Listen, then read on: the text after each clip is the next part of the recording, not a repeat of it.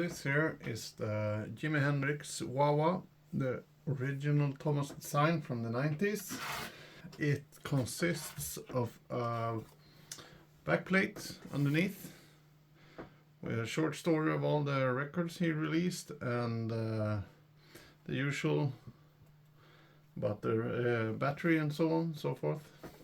I bought it in the 90s when it came out, and it's been in my possession since then. Not getting so much love, but one of the modifications I recently done to it is to put remove the rubber feet and put these homemade DIY stuff to be able to put it on my pedal board and have it stick there. Good or bad, but it comes out occasionally and gets played. I seem to think that it has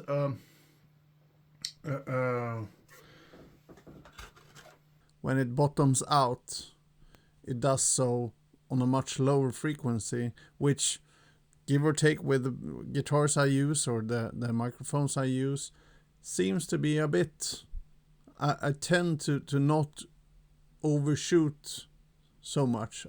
I stop halfway or something like that, just to not get into that lower range of frequencies that this pedal provides.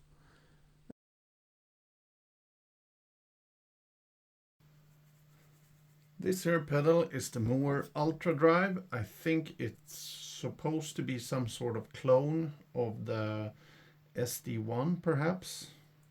Haven't actually played SD1, but I think I read somewhere that this is sort of a clone of that one.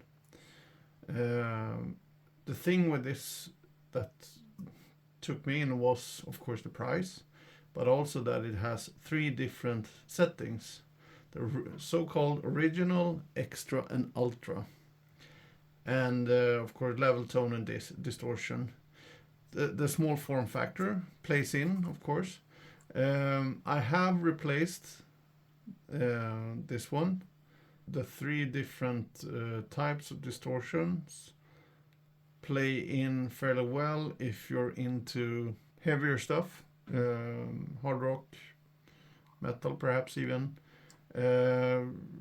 Works fairly well if you're more into rock and blues and stuff like that. But then you need to dial down on the distortion, of course. The different settings, original, extra, and ultra, I usually go with the extra setting, which is an airy kind of distortion. The original is a bit muffled, and the ultra is a bit tighter and not so much mids. And that doesn't play well with me, I think. But it's for the price, a very good pedal. I don't think they are manufacturing this one anymore. But so it's a couple of years old, but there are surely some similar models out nowadays. This is the Octave Fuzz / edition from MXR. One of the many pedals that came out across the years / name on it. It has an octave part and a fuzz part, and you can combine them in different ways. You have a sub-octave and octave up. You can also trim the tone a bit, and of course the volume, and the amount of fuzz you want to have. The thing with this one, why I bought it used, is that I wanted a fuzz with a slightly different sound and another fuzz that I have. So you can never have too many distortion pedals or fuzz pedals, of course. The thing with this one, which I really like, is that it's fairly easy to touch up the sound a bit with just a little bit more fuzz. You can always go full on with everything, but that's not the way I'm playing. So I prefer to have it just slightly more, and also to get that fuzzy with an octave up kind of sound. It's also good for fattening up your slide playing or slide sound with a lower octave and a bit more meaty fuzz perhaps, depending on the playing style. Fairly good pedal. Run some batteries if you want to, but also on 9 volts adapter. With Velcro on, of course, so I can put it on my pedal board. This here is a fun pedal. It's the wiretap from TC Electronics. A bit of an odd one, I think. It's not a loop pedal, even though you can use it, of course, to play up the recordings you put into it. Not so much a loop pedal, but it surely uses that technology in a sense that you're able to put it on your pedal board, and every time you step on the pedal, it's recording.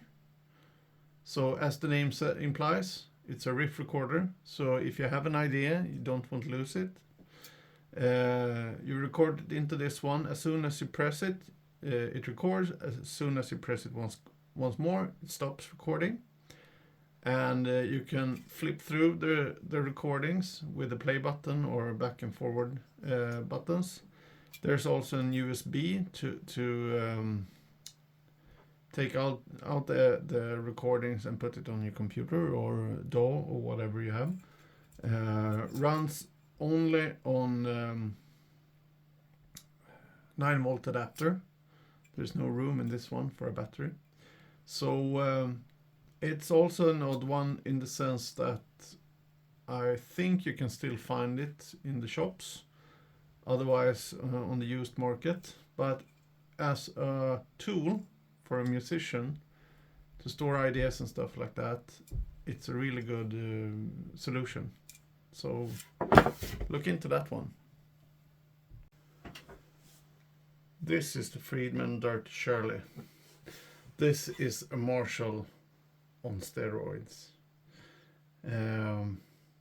If you run this through a clean channel or clean amp, even though you set the gain to 0, it still distorts.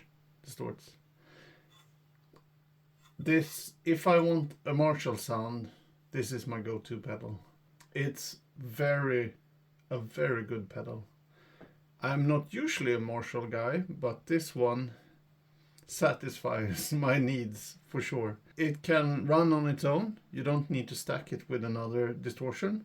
The thing you might want to have, of course, is if you want a slightly close to breakup type of rhythm sound, and this one for soloing and stuff like that, then perhaps you would like to have either a channel with close to breakup or another pedal, but sufficiently this one would do.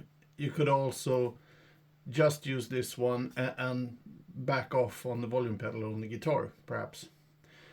I think I can get all the Marshall sounds I need and then some, because it's so powerful. Would like to try out the amp to see how close to the pedal or vice versa it is. There's a switch on the side for a bit tighter, as it states, a bit tighter sound, and you can really hear the difference. The same settings, and you flip the switch, you definitely get a much tighter sound. It's more open in this position, and so it's to taste and the needs of the song.